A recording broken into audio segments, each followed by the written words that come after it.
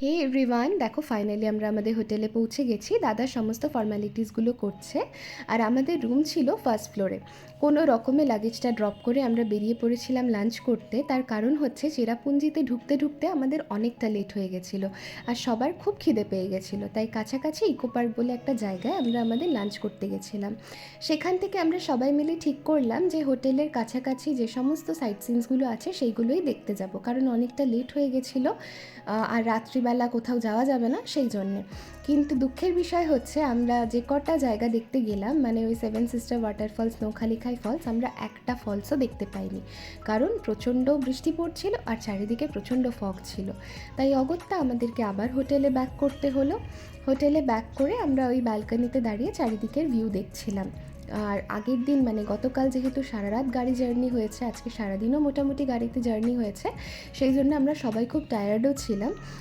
দেখো একটু অন্ধকার মতন হয়ে গেছে, আস্তে আস্তে সন্ধে হচ্ছে আর চারিদিকে লাইটসগুলো জ্বলে উঠেছে, খুব সুন্দর লাগছিল দেখতে।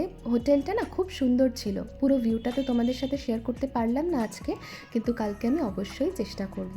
চলো ভিডিওটা এখানেই শেষ করছি, ততক্ষণের জন্য সবাই ভালো থেকো, সুস্থ থেকো, দেখা হচ্ছে পরের আরেকটা ভিডিওতে। টাটা।